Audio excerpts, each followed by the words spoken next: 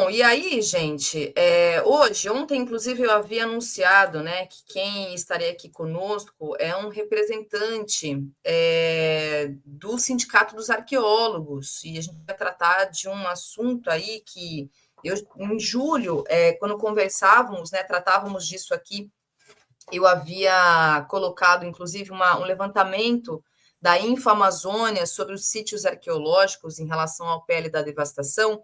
Então, a gente vai conversar sobre isso, entre outros assuntos, e o representante que vai estar aqui conosco, o arqueólogo, é o Tândrios Augusto Guerra Bacchiotti, na verdade, Denardo. Ele é, né, que aqui trouxe a sua apresentação. Esposo da Ana, padrasto do Raul, pai de 6 gatas, ajuda a construir o coletivo Gonzaguinha, que é um coletivo de arte, cultura e patrimônio do PCBR, na cidade do Rio de Janeiro. Ele é bacharel e licenciado em Física pelo Instituto de Física da USP, mestre e doutor em Arqueologia pelo Museu de Arqueologia e Etnologia da USP e arqueólogo do IFAM. Ele é membro da Comissão Geral Sindical do Sindicato das Trabalhadoras e Trabalhadores de Arqueologia e do Conselho Deliberativo do Sindicato dos Trabalhadores do Serviço Público Federal do Estado de São Paulo. Ele tem trabalhos, publicações nas áreas de arqueologia do Cerrado, técnicas de física aplicadas à arqueologia, arqueologia afrodiaspórica e educação patrimonial, e também escreve, olha só, contos de terror. Então, devidamente apresentado, Tândrios, boa noite para você, seja bem-vindo aqui ao Cultura Brasileira, obrigada por atender o convite nosso aqui. Eu não sei se eu pronunciei, inclusive, seu nome corretamente, é Tândrios mesmo? Tá mutado seu áudio. Você pronunciou corretamente, sim. O Baciotti, que é Baciotti normal, não tem a pronúncia italiana, não, embora seja não, italiano. eu passo Mas por isso tranquilo. também. É Galucci, o povo gosta de falar Você Galucci. tava... Não, você estava falando da galinha pintadinha, eu estava lembrando que o... Não, ela tá falando. Tá atrasado aí, mano. Desculpa. Você estava falando da galinha pintadinha, eu estava lembrando que uns anos atrás, em Rio Claro, que é a cidade onde eu nasci, tinha um balão gigante da galinha pintadinha, parecia uma coisa assim meio assustadora. Então eu sempre que falo de galinha pintadinha, eu lembro daquele balão assim que ficava passando no céu de Rio Claro. Era assustador para mim na minha cabeça aquilo lá. Que bom que ela agora está ali fazendo propaganda e a agitação é propaganda. Muito bom, né? Também estou adorando a agitação e propaganda da galinha pintadinha, da dona Baratinha, do pintinho amarelinho. Estou achando maravilhoso, estou super empolgada com isso. E você é de Rio Claro, interior de São Paulo, é isso? Isso. Sou de Rio Bem, Claro, morei um tempo em São Paulo, depois agora estou morando no Rio de Janeiro. Embora eu bom, trabalhe na Superintendência de São Paulo. mais um caipira, então, no Rio. É porque eu sou de Piracicaba. Ah, Então, tá bom certo. saber. É isso aí. Vamos seguir aqui. Rio Claro e Piracicaba é bem pertinho, viu, gente? Por isso que quando ele falou Rio Claro, eu falei, bom, conheço Rio Claro. Fui bastante a Rio Claro. E, Tândrios, então, eu até iniciei um pouco aqui, né, tratando um pouco do principal assunto que a gente vai conversar. Você me chamou e a gente trocou uma ideia e conversou para a gente poder tratar aqui, que é a respeito do PL da devastação, né? E a época, inclusive, quando houve todo aquele movimento de indignação, né, em razão da aprovação desse PL, que a gente chama de PL da devastação, e que, na verdade, é abrir toda a porteira mesmo para o licenciamento ambiental não ter quase de peso algum, na verdade, né, com todas as manobras, enfim, tratamos disso aqui. E aí eu queria te ouvir, né, do ponto de vista dos arqueólogos, do ponto de vista arqueológico, né, como é que vocês estão avaliando isso em razão dos patrimônios, dos sítios arqueológicos que temos no Brasil e o impacto desse projeto de lei no trabalho, né, sobretudo na preservação do patrimônio arqueológico do Brasil. Então, Thalita, eu acho que assim, o PL da devastação é um tema extremamente importante para a gente discutir em todas as faces dele, né? Inclusive, especialmente do meio ambiente, mas um dos aspectos dele é o impacto que ele causa justamente nos sítios arqueológicos. Eu só vou fazer um adendo aqui, porque um pequeno parênteses, porque conversando com o coletivo Gonzaguinha, eles falaram que talvez fosse interessante apresentar alguns termos, né, para as ouvintes e para os ouvintes, para não ter confusão. Então, assim, acho que a primeira coisa é deixar claro assim, o que é arqueologia, quando a gente fala de arqueologia, né? Que não é simplesmente a ciência do passado, ou ficar estudando coisas do passado. A arqueologia basicamente é uma ciência que estuda a atividade humana, pelo menos na vertente com que eu trabalho.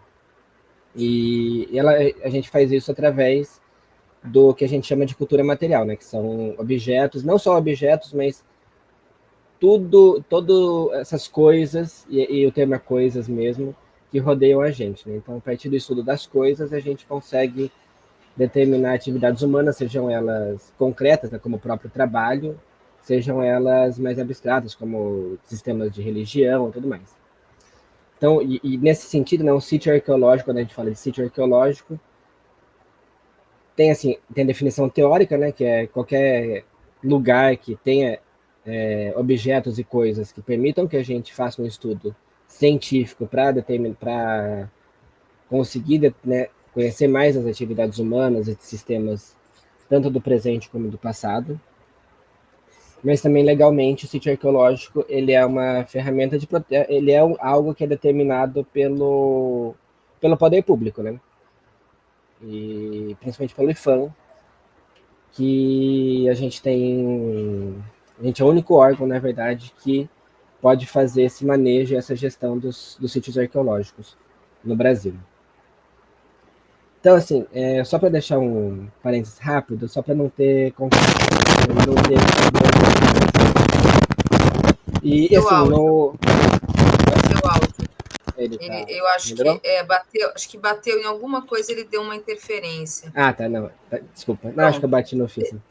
Isso. Deixa Não, eu aproveitar a interrupção, Tandros, inclusive para pedir, acho que é importante isso que você trouxe, né? A partir de algumas definições, porque quando você fala de arqueologia, às vezes as pessoas têm realmente muitas dúvidas.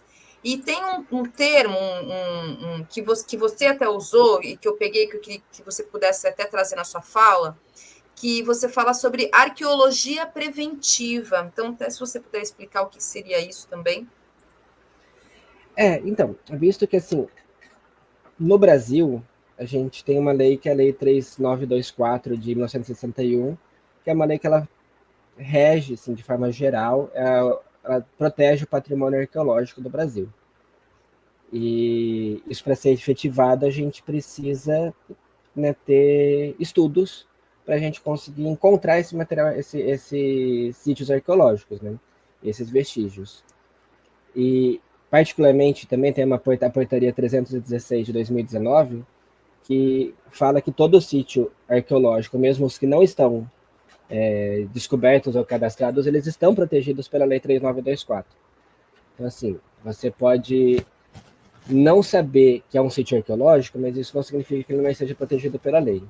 Então, por conta disso, ali na década de 80, principalmente, teve uma certa movimentação da categoria de arqueólogos. Arqueólogos e a arqueologia ela foi inserida dentro do licenciamento ambiental, ali com a resolução CONAMA.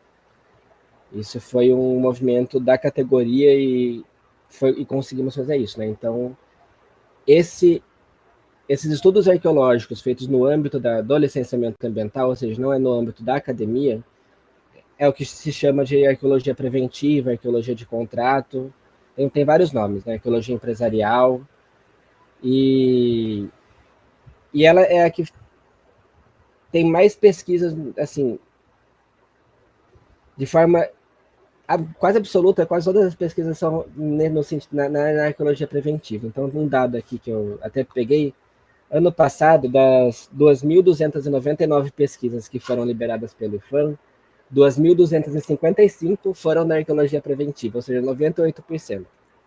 Então, é um número. A arqueologia que se faz no Brasil, ela está muito relacionada com a arqueologia preventiva. E isso tem vários fatores, né?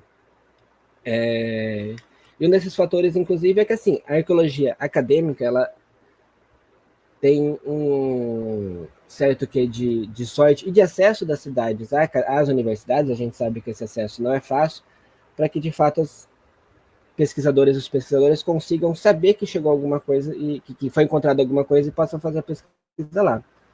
Eu vou dar um exemplo que aconteceu comigo. Assim, uma vez eu estava trabalhando em Cruzeiro, que é em São Paulo, né, quase já Rio de Janeiro, na cidade do lado, que era Cachoeira Paulista, conversando com um trabalhador do lado da obra, ele falou que na cidade do lado, em Cachoeira Paulista, foram reformar a casa, encontraram uma urna de cerâmica piriforme, que é um vestígio muito importante assim dentro da arqueologia pré-colonial, né?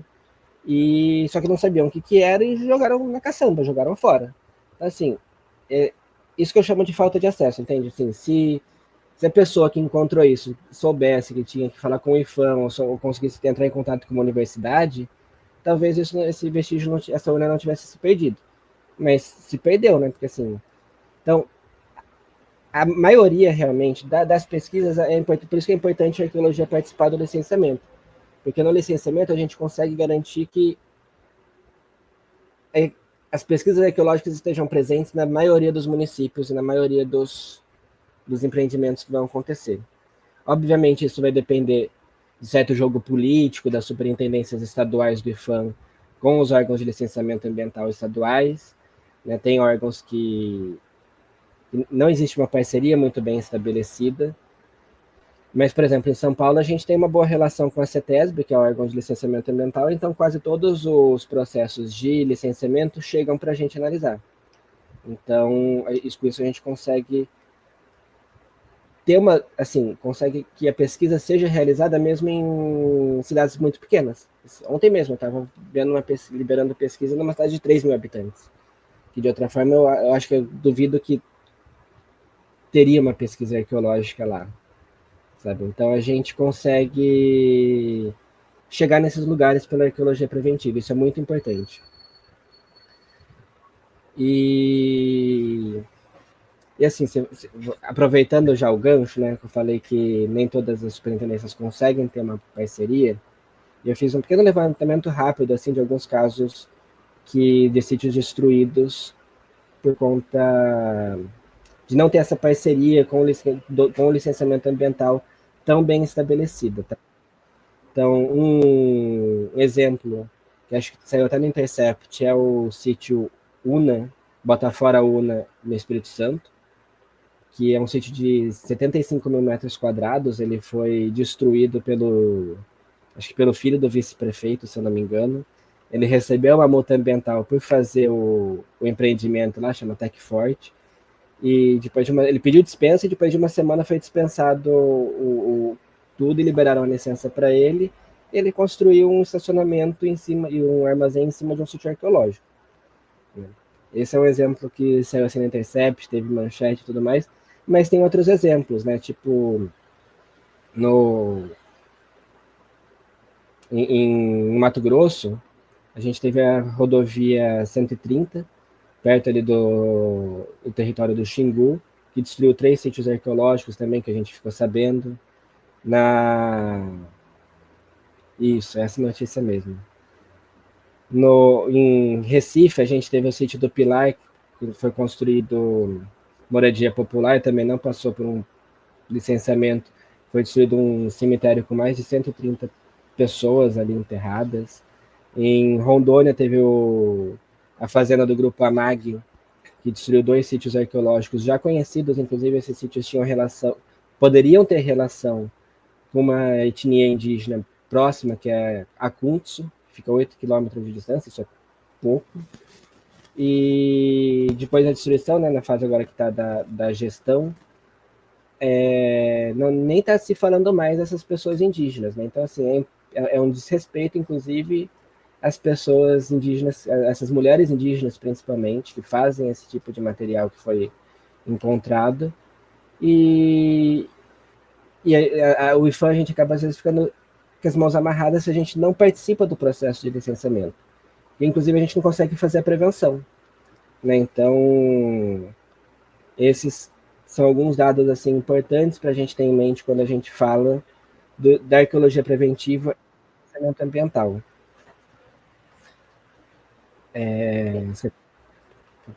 Na verdade, eu queria só pegar um gancho aqui, primeiro dizer para vocês, esse primeiro exemplo que o Tandrius colocou, eu até coloquei na tela, né? A reportagem é do Intercept mesmo, como o Tandrius trouxe, e só algumas informações, Tandrius, assim, né? É um sítio arqueológico de 600 anos, um sítio arqueológico indígena, e aqui, né, olhando bem por cima da matéria, algumas informações que chamam a atenção, assim, que saltam aos olhos, né? Primeiro, essa questão de que a prefeitura dispensou a licença ambiental para a empresa do filho do vice-prefeito para poder construir, enfim, né, o escritório, como você falou. E aí minha pergunta é como é que está, assim, né, para além da questão do PL da devastação, hoje, porque o que se sabe é que há uma legislação que amarra bem.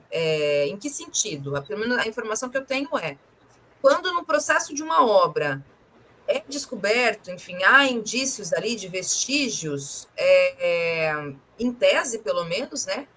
Segundo a lei, o IFAM tem que ser acionado, quer dizer, os profissionais da arqueologia têm que ir, e a obra, em tese, tem que ser embargada na hora, para que se faça todo um trabalho ali, desse ponto de vista do patrimônio da arqueologia.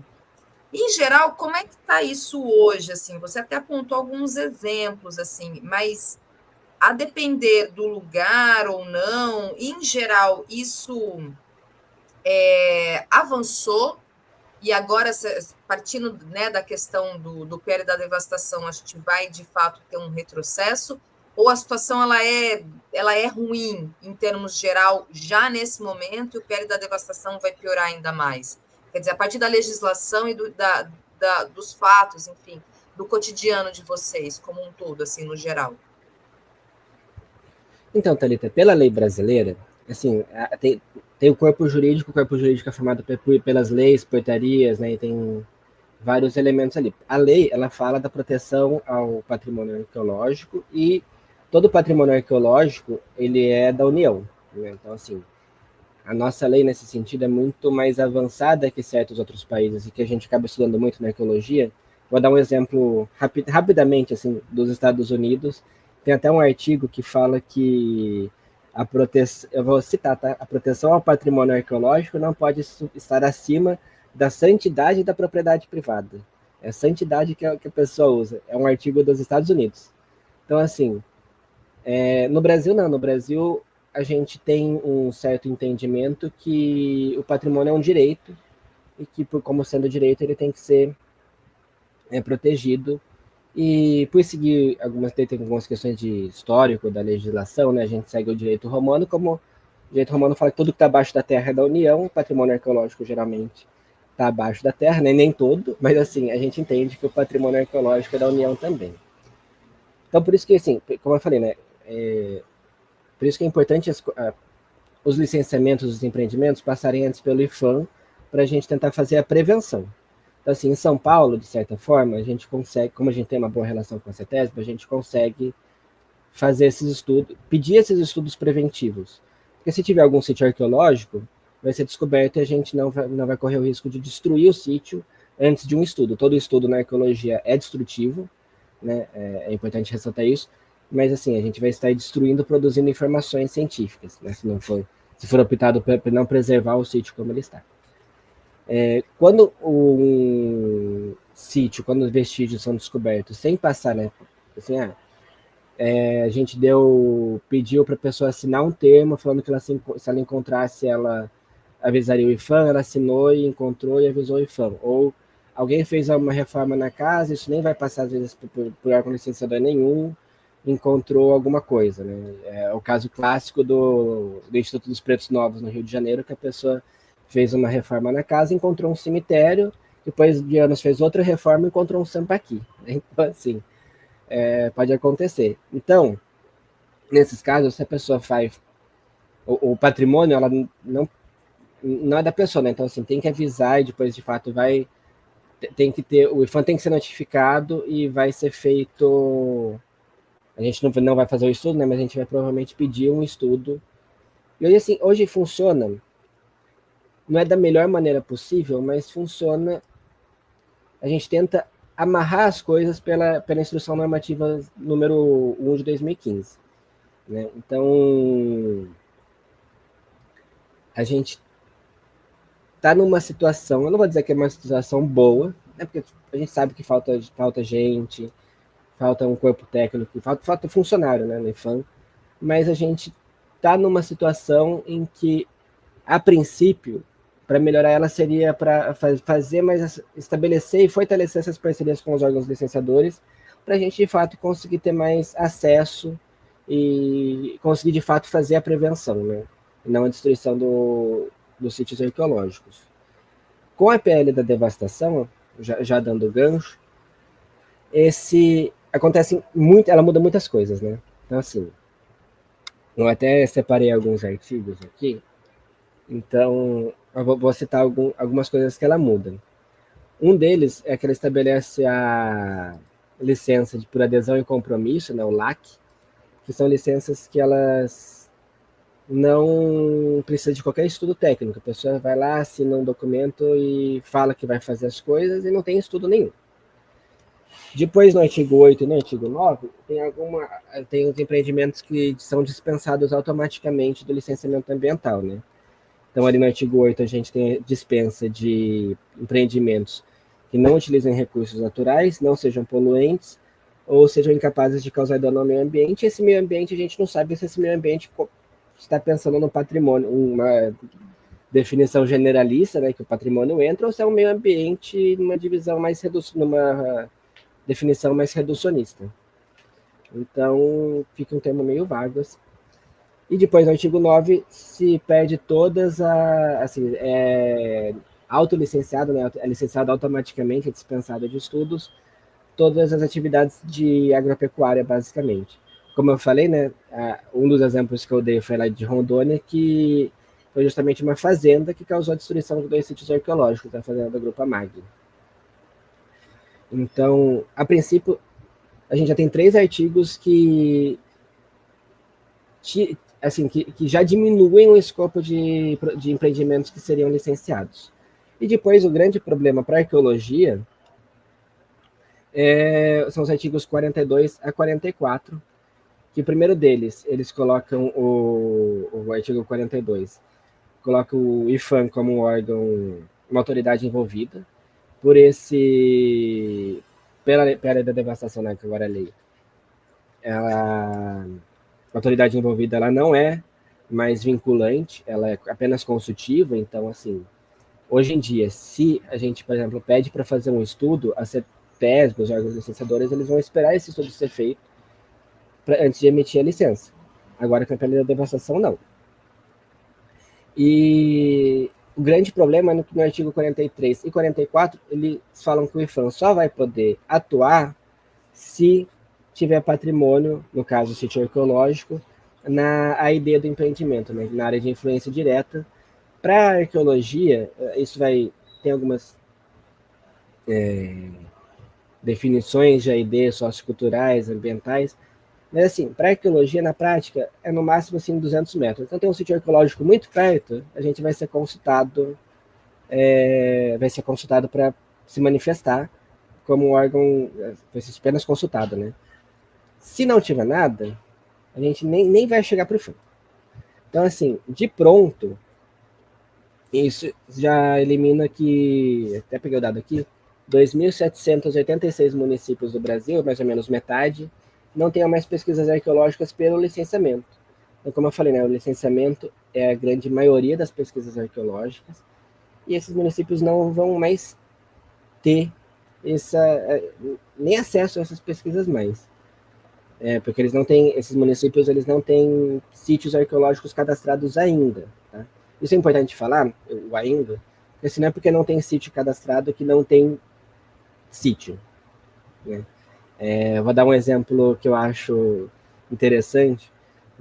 Tem ali no oeste de São Paulo, tem a parte ali do oeste de São Paulo que é um vazio, não tem muito sítio arqueológico ali. Né? Mas se você vai ver as cidades, são cidades muito pequenas, de 3 mil, 5 mil, 6 mil habitantes. Então não é que não tenham sítios porque se não teve ocupação ali, né? não tem sítios. Inclusive as pesquisas acadêmicas mostram que essa região aí específica, desse vazio arqueológico, muito possivelmente era ocupada por várias etnias indígenas, era uma região de fronteira, e é uma região muito interessante de ser estudada. Mas não tem sítio porque, como eu disse, a maioria dos sítios são encontrados no licenciamento ambiental, são cidades pequenas, então assim, elas vão ter menos empreendimentos e não vai ter muito pesquisa, então assim, não tem sítio cadastrado porque não tem pesquisa, basicamente, né? Então assim, a perda de devastação ela já tira de cara, assim, de pronto, metade dos municípios do Brasil não vão ter mais pesquisa arqueológica na prática. Assim, só para citar, né, como quando eu falei também do acesso à universidade, meu mestrado e doutorado eu fiz em Pedrinópolis, em Minas Gerais, que é uma cidade com cerca de 5 mil habitantes. E a gente só chegou lá porque, né, por dois motivos. Teve um licenciamento ambiental em 2000, e o outro motivo é que conheciam, já tinham contato com a professora Márcia Angelina Alves, lá do Museu de Arqueologia da USP. Então foi estabelecido esse contato, mas é isso, né?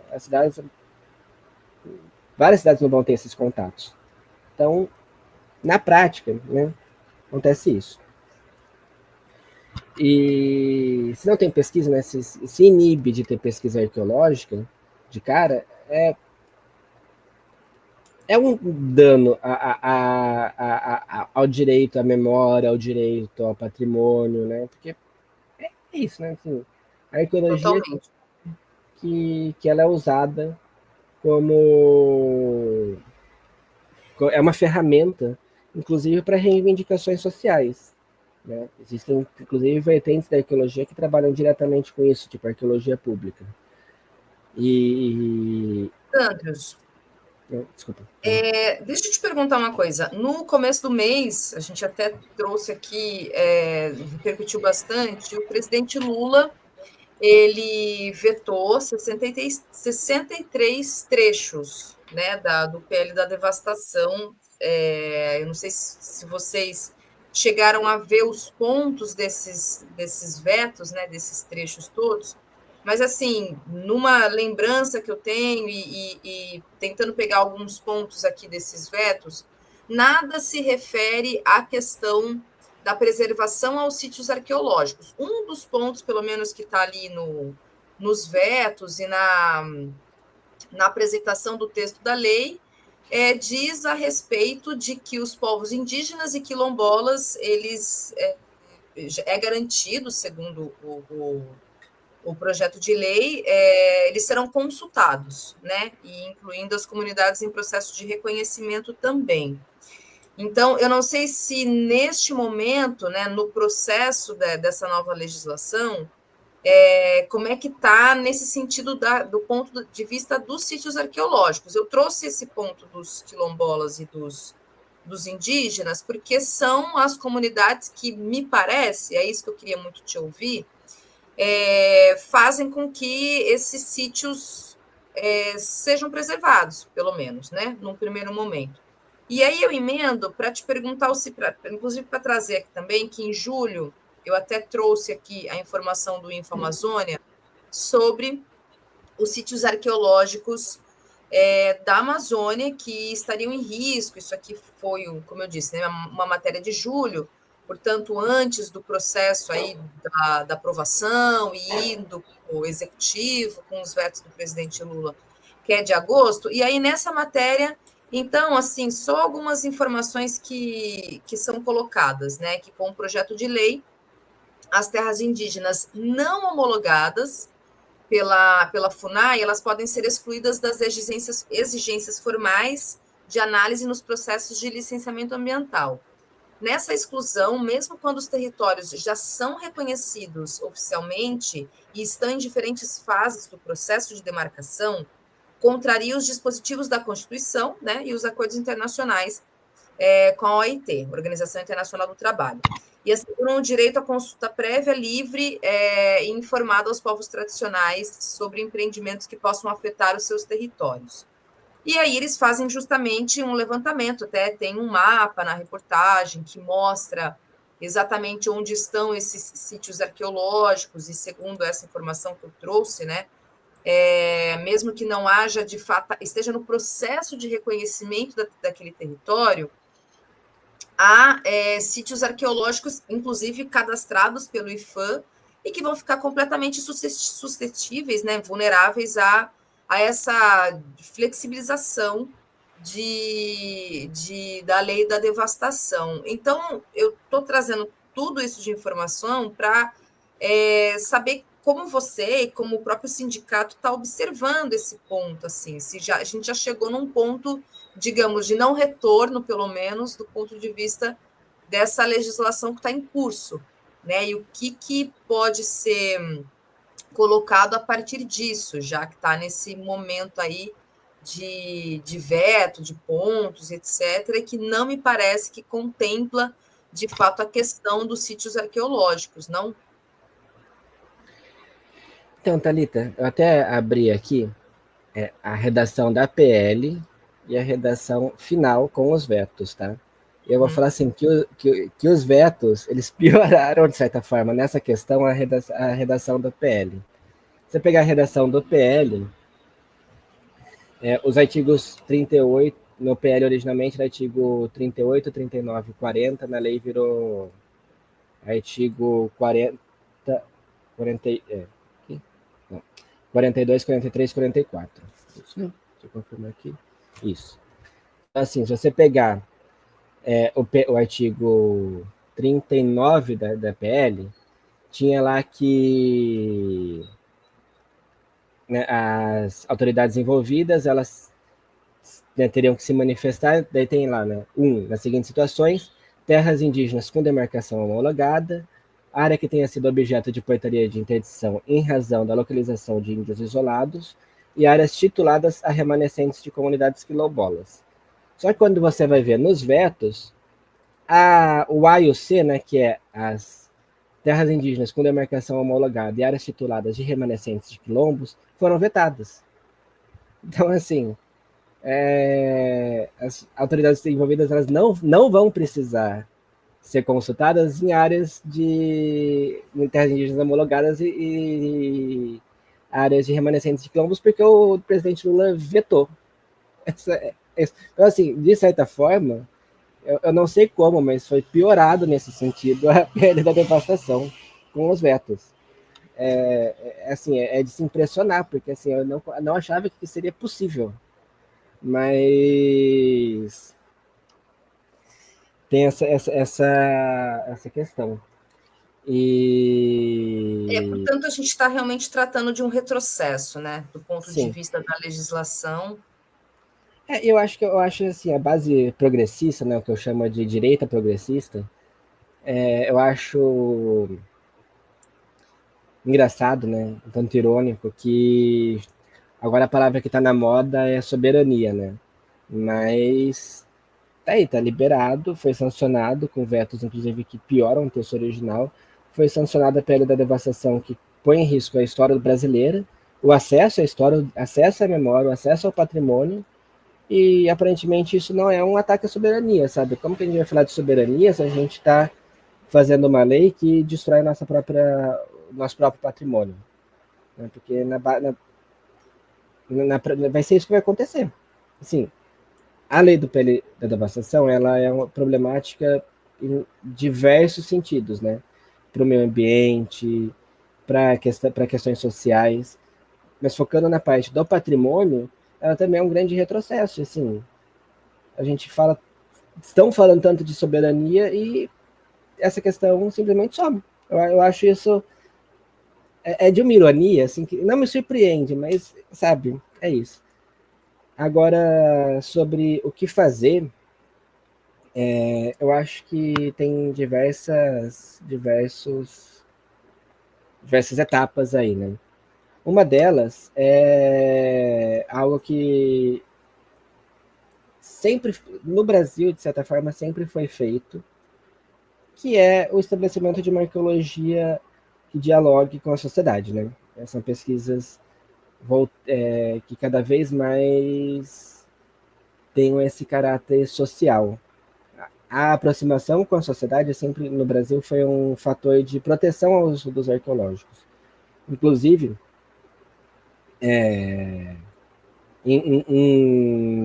dentro, assim, dando exemplos, né, de do avanço, né, de empreendimentos, que muitas vezes acaba destruindo o patrimônio, mas que houve essa interlocução para tentar uma proteção. A gente tem um exemplo clássico, que são as represas do Cebolão de São Jerônimo, que tinham etnias, se não me engano, Caingangue e Guarani envolvidas ali, que tinham ali seu território, que foi represado, e existiam muitos sítios arqueológicos e que foram feitos estudos, daí é uma certa esses estudos são tanto polêmicos dentro da comunidade de arqueologia. A obra foi liberada, né, mas tem um artigo lá do Pedro Paulo Funari que fala que os estudos ignoraram várias outras questões. Então, assim, mesmo na lei que a gente tem hoje, existe, de certa forma, um certo avanço capitalista, né? Tem até um termo que eu acho bacana, que é a arqueologia do desastre, que é uma arqueologia já pensada para liberar as obras para os empreendimentos acontecerem. A gente não pensa assim, geralmente a gente não pensa, vamos preservar e não permitir que esse empreendimento continue. Geralmente o sítio foi encontrado, a gente sabe que existe, vamos tentar fazer essa pesquisa e liberar o empreendimento. Então já tem um certo quê de avanço aí, de destruição de sítios arqueológicos associada a um avanço de empreendimentos, a um avanço capitalista em várias áreas. Mas é importante ressaltar isso, né? A gente tem que ter uma arqueologia engajada cada vez mais. Esse é um ponto das pesquisas. E é um ponto que dialoga muito com o que a gente já observa em vários movimentos sociais aí que conseguem se apropriar do patrimônio, seja ele arqueológico, edificado, para, inclusive, fortalecer outras reivindicações. Então, tem um movimento em Recife que eu acho que o Jones, não lembro se ele participou ou não, mas é um movimento bem famoso que foi o Ocupa Estelita, que foi pela proteção do cais José Estelita. Conseguiram barrar e proteger o patrimônio por um tempo. Teve a Associação de Mulheres do Porto do Capim, esqueci o nome da cidade, mas Mas que... há um processo de resistência, Sim, né? então, Um processo arqueologia... de luta Desculpa. mesmo. Não, mas assim, é se articular com movimentos para conseguir, de certa forma, na prática, tentar fazer uma proteção ao patrimônio arqueológico. Isso também acontece muito na Amazônia, com articulações com povos indígenas. Na Amazônia, antes da Resolução CONAMA, que eu citei no começo, teve milhares de sítios destruídos por conta da expansão de transmissão elétrica. E assim, não teve mais, porque teve articulação também de pessoas indígenas, é importante muito citar o protagonismo indígena nessa questão. E tem a questão da categoria se organizar também para tentar pressionar para que seja feitos. Agora sim, a lei já passou, né? Mas é preciso que essa discussão avance para que seja feito outro PL que regularize, ou pelo menos, de certa forma, Reveja, né? mitigue os danos, Exatamente. né? Isso aí. E não só da categoria, mas de toda a sociedade. Mas assim, acho que nesse caso a categoria vai ter que ter um papel de protagonismo para articular isso junto com a sociedade, para conseguir que avance alguma coisa nessa discussão, porque o que a gente tem é um apagamento histórico, é um apagamento da nossa história. Assim, assim, quando a gente fala nossa história, isso também é importante de ressaltar, né? Assim, a gente está... É um apagamento principalmente de sítios, ou sítios associados a pessoas indígenas, sítios pré-coloniais, ou sítios negros, porque sítios Sim. coloniais, eu particularmente tenho minhas dúvidas de que eles vão ser tão impactados assim. Por exemplo, sabe, se encontrou Essas memórias já são preservadas, né? Assim, já pois há é. um poder ali de Estado já muito bem formulado ao longo da nossa história, e de fato, né? Acho que. Olha só, vou até complementar aqui. Eu fui orientanda do professor Flávio Gomes que é um grande... Volta e meia, eu sempre falo dele aqui, porque eu trabalho com ele ainda hoje, inclusive, na área de pesquisa, tudo. E ele, uma vez, ele é bem da área dos quilombos, né? Ele é um grande pesquisador na história, é uma autoridade em se falar da história dos quilombos no Brasil. E ele tem uma frase, né? Ele diz, volta e meia, ele sempre fala isso para mim, ele fala, olha, se você for remexer nas cidades brasileiras, você vai encontrar vestígios da sociedade escravista. Isso assim, né? A gente comentava, inclusive, em relação ao quilombo do Saracura, né? Tem aqui, como você bem falou, a respeito do Instituto dos Pretos Novos, que era uma casa que os moradores foram fazer uma obra, enfim. Né? E toda a pequena África, ali, Cais do Valongo, e o quilombo do Saracura, a gente já falou aqui, inclusive, com uma arqueóloga do IFAM, que participou do processo, e ele diz isso, olha, onde você mexer, você vai encontrar vestígios da sociedade escravista, que é uma sociedade que, né, se perpetuou aí por quase 4 séculos, né? Então, impossível você não encontrar. Então, por que a gente tem, talvez aqui, então você pode até me responder isso, a gente tenha casos e casos, Rio de Janeiro, São Paulo, acho que as grandes Recife, essas cidades, as capitais, né, que tem isso assim com mais expressividade em se tratando de vestígios da sociedade escravista, falando especificamente desse ponto, né? Mas eu creio que nas cidades brasileiras, até nos interiores todos, o que deve ter de sítio arqueológico falando, assim, que traz dessa nossa história, e que há realmente um projeto né, que vem desde o Império, das repúblicas todas, para que essa memória não tenha o menor valor. Então, eu imagino que seja um processo realmente de luta, né, Tandrius, para que vocês, profissionais da arqueologia, e possam fazer esse enfrentamento mesmo e traga isso à tona, né? Afinal de contas, como você bem disse, é importante sempre reforçar, a memória é um direito. Né? Nós temos o direito à memória, temos direito a termos educação patrimonial, que é o que vem, né, junto com a questão da arqueologia. Então, eu creio que é esse movimento mesmo. E aí eu emendo para uma pergunta que eu ia te fazer, que na sua apresentação você diz o seguinte, que você trabalha com, deixa eu pegar aqui o termo correto, arqueologia afrodiaspórica e educação patrimonial. O que é isso exatamente, Tandrius? Tá, vou tentar falar. Você fez vários apontamentos, eu vou tentar responder todos. Se eu esquecer de algum, me lembra, tá? Mas, assim, o Saracura também é um bom exemplo, né? O movimento Mobiliza Vai, de como que o engajamento da sociedade pode ajudar a se pensar o patrimônio. Até porque lá o Saracura, né, eu também acabei estando envolvido no processo, e ele tem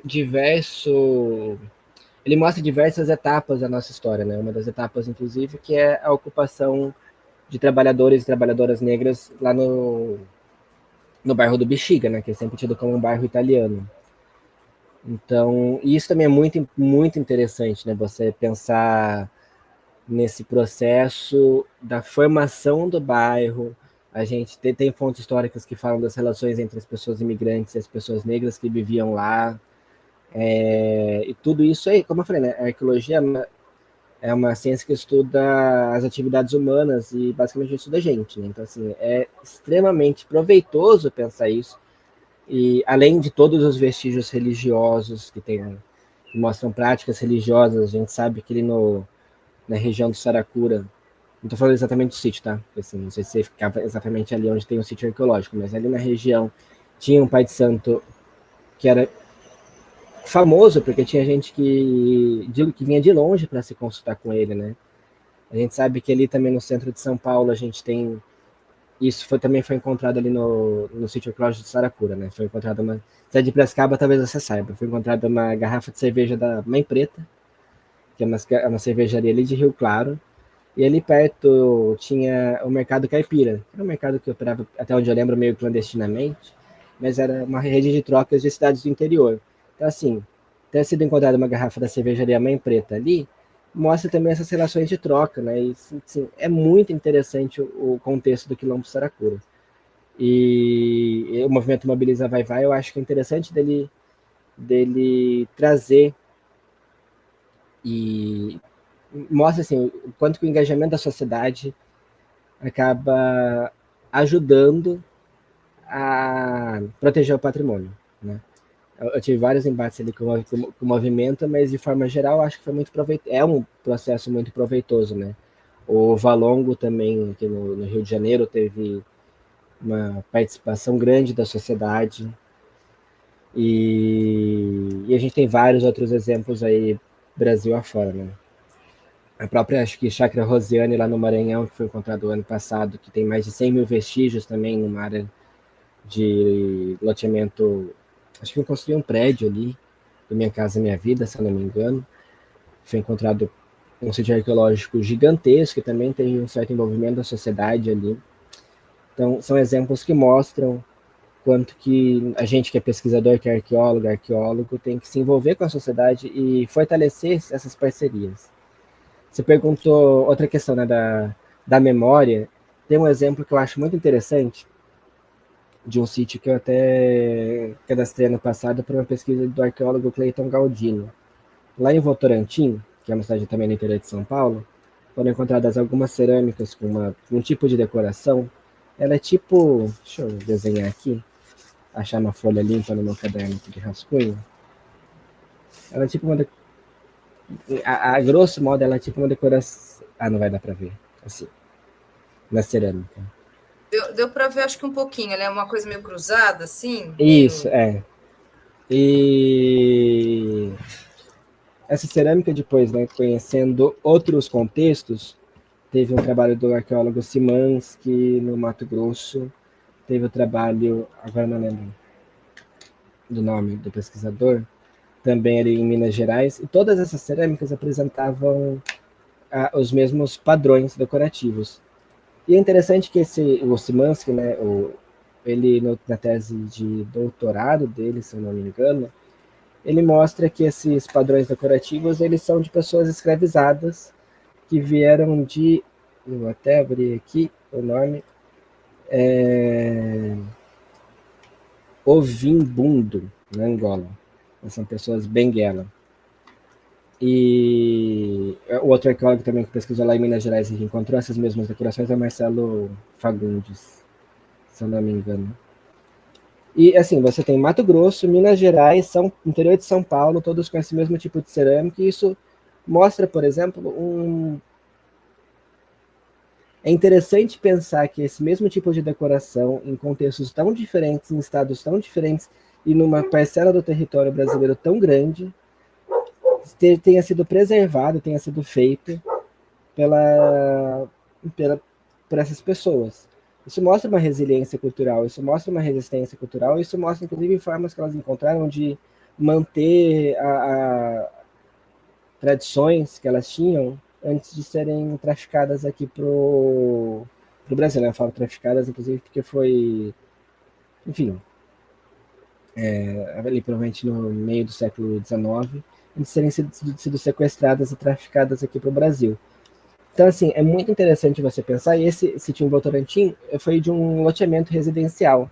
Assim, a princípio, pela pérdida de devastação, ele nem teria passado, teria sido possivelmente autolicenciado ali, e encontrou um sítio arqueológico que fala diretamente sobre a resistência negra no Brasil, sobre a cultura dessas pessoas benguela, sobre como que a manutenção de padrões decorativos, ela fala também de uma manutenção de certas práticas sociais e certas memórias, né? A gente não pode dissociar uma coisa da outra. Isso, para mim, pelo menos, é muito bonito de pensar nisso, né? Muito interessante pensar nisso e mostra claramente, assim, para mim, coloca em xeque discursos que homogeneizam e falam assim, não produziam nada, não tinham cultura, etc, etc, etc.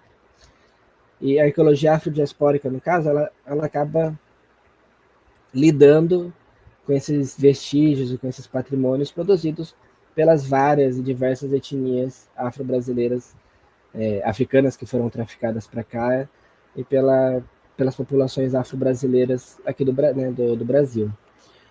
E, assim, existem também outros subcampos da arqueologia que trabalham com isso, especificamente, por exemplo, tem a arqueologia do axé, que é um subcampo que eu acho super interessante, que vai trabalhar com artefatos religiosos relacionados com essa história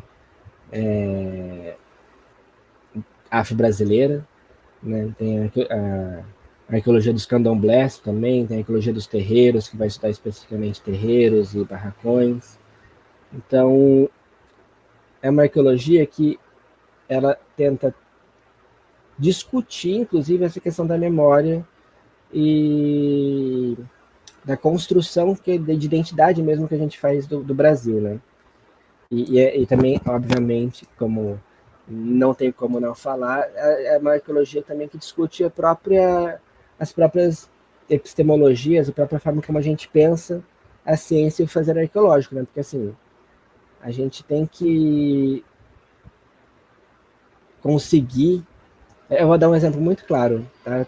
Tem casos de sítio de vestígios que são religiosos, por exemplo, e na hora ali eles são descartados e considerados um lixo, sabe? A gente tem ainda um certo problema em reconhecer vestígios afrodiaspóricos no Brasil. Então, isso vem também do nosso próprio treinamento, nossas próprias referências bibliográficas, da própria vertente teórica.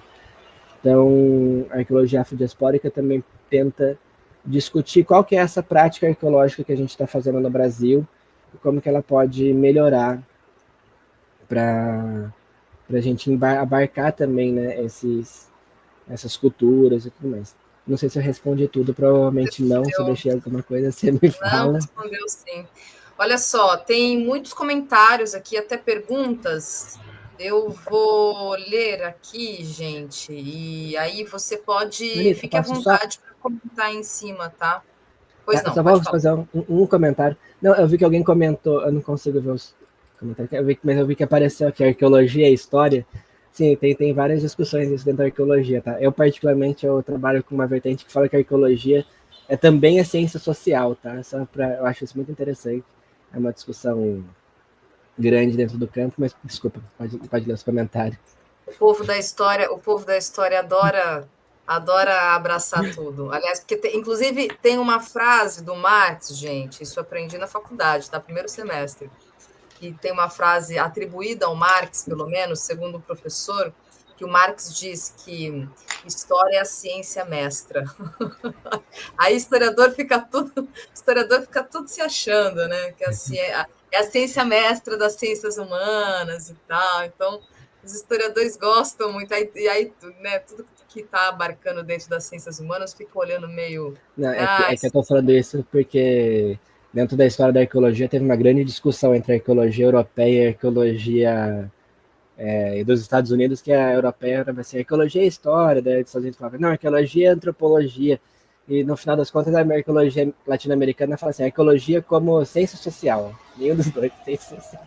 Assim, pois é. Pois é, obviamente, os exatamente. três campos são Eu muito importantes. fiz, eu fiz algumas disciplinas, por exemplo, em CS, né, em ciências sociais. Aí eu saía falando, esse povo das ciências sociais precisa ler mais história, esse povo não sabe história, tudo essencialista, na antropologia também, enfim, essas discussões aí dentro do campo das ciências humanas, esses debates todos colocados. Mas vamos lá, vamos ao que interessa aqui, são os comentários de vocês, viu, gente? Aqui, olha só.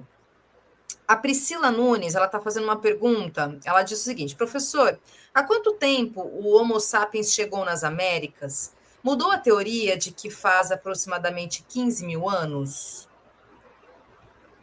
Não sei se você tem essa Não, informação. então, esse é um assunto muito em aberto dentro da arqueologia. Lá na Serra da Capivara datações, tem datações mais antigas, que essas são ainda um tanto conturbadas, que falam de 50 mil anos, da ocupação humana no Brasil há 50 mil anos, mas tem datações já mais bem basadas de 30 mil anos.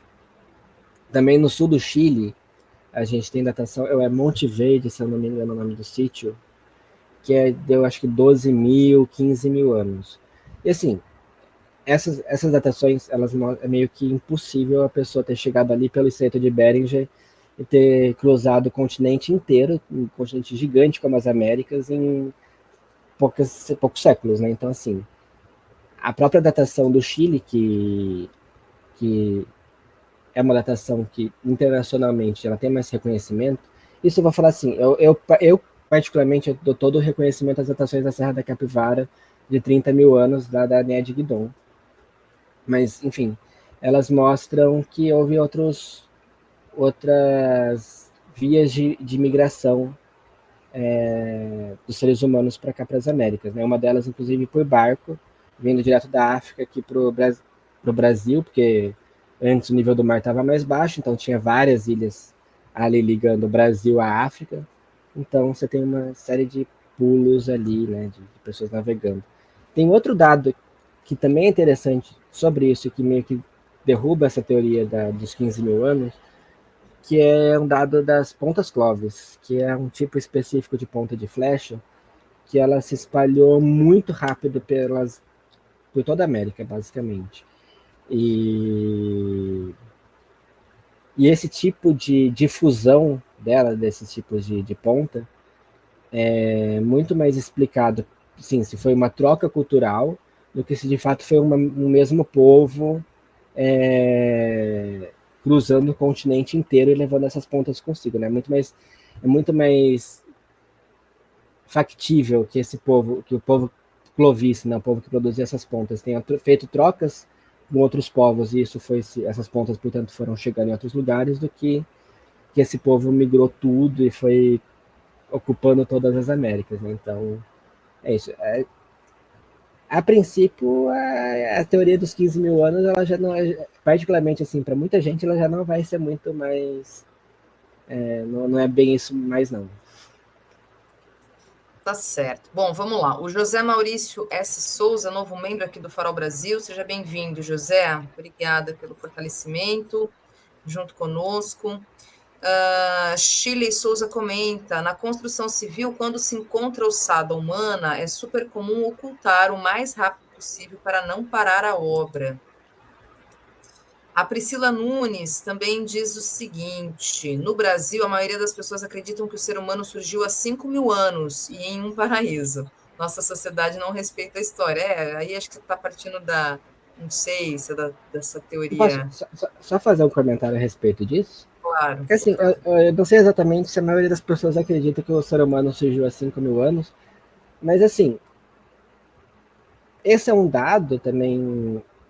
É interessante de se pensar nisso, porque por muito tempo na arqueologia a gente tinha modelos ali no começo do século XX, final do século XIX, bem comecinho do surgimento da arqueologia, que falava que o ser humano surgiu há 5 mil anos, né? E a ciência arqueológica ela foi se desenvolvendo até que mostrou que esses dados eles não cabem. Então, assim, é tomar um pouco de cuidado também, assim, falar, as pessoas acreditam nisso e, portanto, não respeitam a história. Porque por muito tempo a comunidade arqueológica acreditou nisso também, sabe? E é isso, estavam lá fazendo pesquisa e tudo mais. Eu acho que cabe, sim, um papel da arqueologia, de uma arqueologia socialmente engajada, como eu disse, de de fazer projetos de educação patrimonial, e eu defendo, não vai dar tempo de falar isso agora, mas eu defendo que a educação patrimonial tem que ser pensada desde o começo de uma pesquisa arqueológica, ela tem que contribuir em todas as etapas da pesquisa arqueológica, inclusive pensar com o envolvimento com o público, desde de pensar nos objetivos e da forma como a pesquisa vai ser feita, isso também é uma educação patrimonial, de ir pensando e lidando e construindo esse conhecimento junto, né? Mas enfim, pode passar para o próximo comentário. Vamos lá. Aqui também, olha só. Professora Carla Souza pergunta: você conhece o projeto Amazônia Revelada, coordenada por Eduardo Neves, Museu de Arqueologia da USP, que utiliza a tecnologia LIDAR? LIDAR, é isso mesmo, tá? LIDAR, viu, gente? E conhecimentos dos povos da floresta para conter a destruição da floresta? Sim, a pesquisa do Eduardo. Travou, travou. Ele travou de vez, hein, gente? Travou mesmo. Vou tirar ele aqui. Ó, travou, tá? Acho que ele vai sair, daqui a pouquinho ele volta. Assim esperamos, porque eu tenho mais duas perguntas para fazer para ele, além dos comentários de vocês, tá? Deixe-me só ler aqui alguns comentários que chegaram até antes, né, dessa nossa conversa aqui com o Tandrius. O Ronaldo Botelho comentando, né? Em caráter, ninguém se torna, se revela. Creio que ele esteja se referindo ao meu comentário do Eduardo Bolsonaro, né? E eu concordo contigo, Ronaldo, realmente. As pessoas, o caráter delas, ele vai sendo revelado, né? Eu acho que a ampliação da extrema-direita, né, a exposição da extrema-direita, não é esse termo que eu queria utilizar, mas, enfim, a organização da extrema-direita como um todo revelou o caráter de muita gente, inclusive, que nós, de alguma forma, nos surpreendemos, né? Eu tive muitos conhecidos, familiares e amigos que hoje são bolsonaristas, inclusive, que eu olhei, alguns é até um pouco óbvio, assim, sabe?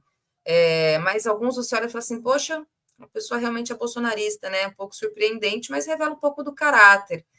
Então, é isso. É isso mesmo. Tandros, meu querido, você precisa da sua câmera, porque você tá na horizontal. Aí você precisa só girar. E aí, isso, exatamente. Muito bom. Só que agora ele travou. Vou colocar você de volta aqui, tá? Ih, acho que ele travou de novo. Tandros, só me dá um joia aí, e aí eu te coloco de volta. Podemos? Podemos. Desculpa, Aí, gente, meu boa. computador travou. Eu estou tentando religá-lo nesse momento. Mas perguntaram ali do projeto do Edu. E assim, o Edu, ele tem as pesquisas que ele conduz ali na Só o Amazônia. seu. As pesquisas que o Eduardo Góes Neves coloca ali na Amazônia, né, realiza ali na Amazônia, elas são muito Tá importantes ali. travando. Tá travando, Tandros. Tá travando Eu vou, bastante. eu vou religar o computador, eu entro em Vamos ver. 2 minutos. Tá, não tem problema.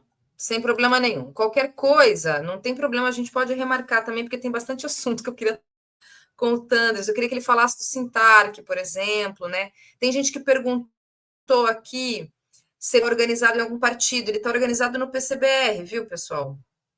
Teve gente que perguntou aqui, o Tandros ele está no PCBR, creio que aqui do Rio, porque ele faz parte de um coletivo de arte e cultura, o Gonzaguinha, que era do coletivo Gonzaguinha, que é um coletivo que na chamada, inclusive, está luta de classes nas artes, cultura e patrimônio.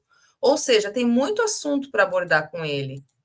Né? Então, como é um assunto que rende muito, arqueologia, a questão do pele da devastação, mas a gente precisa de mais tempo com o Tandrius aqui. Eu vou marcar uma parte 2 contigo, viu, Tandrius? A gente já pode remarcar, ver aí a tua disponibilidade. Voltamos. E só vou ler, então, os comentários aqui finais e já vou deixar uma parte 2 aqui, a gente já vê uma outra data, porque tem muito assunto, a gente não esgotou, porque é isso, é um assunto que ele é muito pertinente, tem muita coisa aí, as pessoas têm muitas dúvidas, então acho que a gente tem que pensar numa parte 2. Se quiser comentar sobre essa questão do projeto do professor da USP, e aí a gente encerra, tá bom? Ok. Não, o projeto do Edu, ele é um projeto extremamente importante, inclusive, É porque ele usa o lidar de forma séria, né?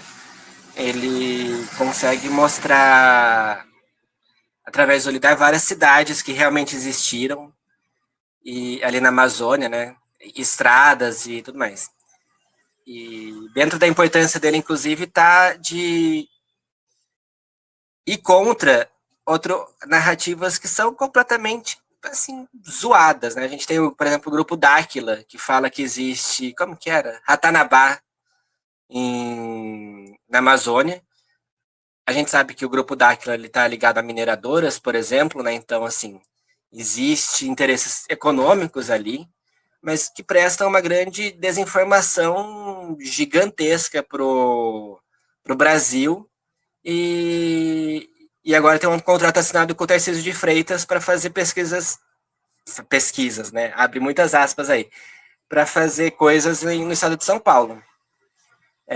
Na Amazônia também a OpenAI do Chat GPT, eu vi hoje, lançou um concurso para encontrar a cidade perdida Z. Eu nem sei que porcaria é essa, mas dizendo que qualquer um pode ser arqueólogo. Então, assim, a pesquisa do Edu e de outros professores que trabalham ali na Amazônia são pesquisas extremamente importantes, inclusive para conter o crescimento dessa pseudociência, né? Porque é pseudociência. Isso, e a floresta amazônica, isso é verdade. Ela é uma floresta antrópica, né? A gente sabe que eu particularmente acho que é um dos maiores monumentos humanos que foi criado, um dos maiores monumentos criados por mãos humanas. Mas é isso, a Amazônia realmente é antrópica, mas Ratanabá não existe, tá, gente? É bom trazer. É um pouco, assim, a gente tira sarro, né? Fica um pouco anedótico falar de Ratanabá, mas, assim, as pessoas acreditam. Tem gente que realmente leva a sério, né? Enfim, então a gente precisa falar sobre isso mesmo. Ó, vou ler então os comentários aqui, gente, e vamos fazer uma parte 2, viu, Tandrius? Porque ficou coisas aqui ficaram assuntos para a gente conversar. Aqui, olha só.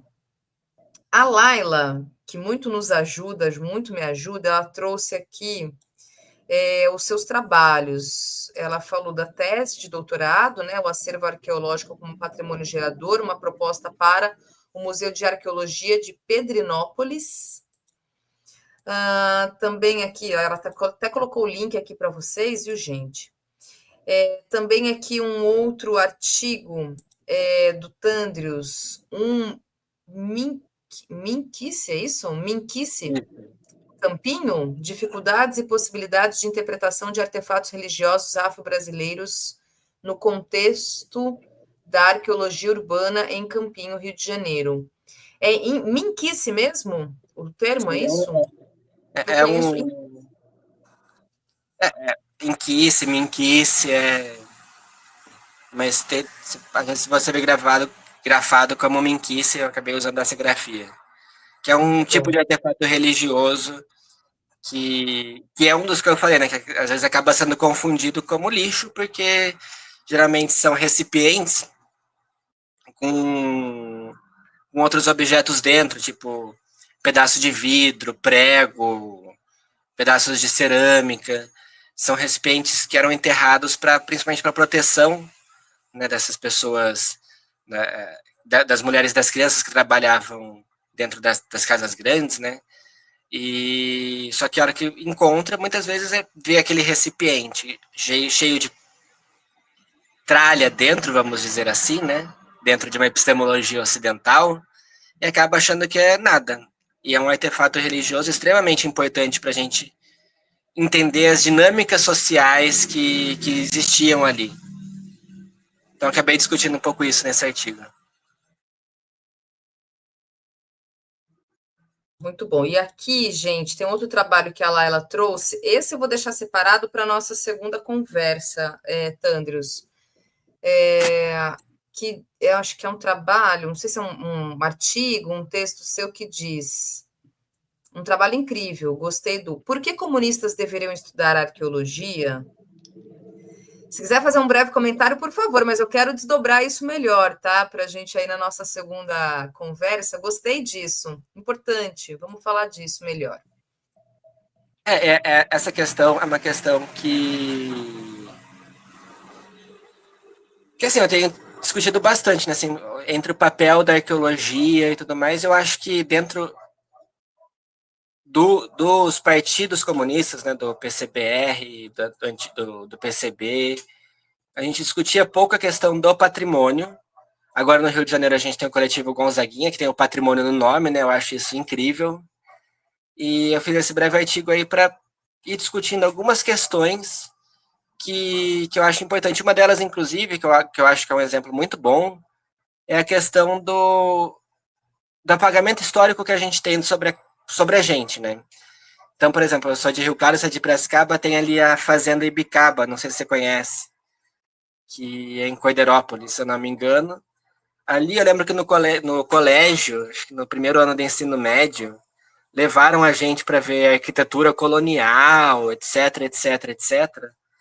E depois adulto, já sei lá quantos anos, 3 anos atrás, 4 anos atrás, eu encontrei num sebo um livrinho ali que falava sobre a Fazenda Ibicaba, e ali foi o palco da, segundo, eu acho que o Mário de Andrade, foi o palco da primeira revolta de cunho exclusivamente trabalhista moderna no Brasil, porque os colonos ali se revoltaram, queriam matar o dono da fazenda, porque eles eram submetidos a condições muito ruins.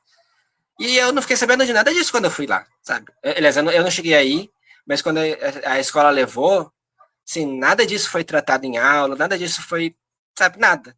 Eu fiquei, caramba, sabe? É um apagamento de revoltas e, inclusive, conquistas e lutas que a gente teve, e que eu acho que a arqueologia pode trazer isso e pode servir para a gente ver que, assim, né, a gente sabe muito das nossas derrotas, mas a gente não sabe muito das nossas vitórias. Essa revolta da Fazenda Ibicaba, por exemplo, ela, de certa forma, proibiu a migração para o Brasil até que as condições fossem melhoradas, né? As condições dos migrantes. Então foi, de certa forma, uma vitória, embora não tenham matado o senhor, infelizmente. O autor do livro ele foi uma das pessoas que impediu que as pessoas entrassem armadas e assassinassem o senhor. Mas é isso, sabe? Eu acho que esse é um ponto muito importante para a gente que é organizado, estudar arqueologia.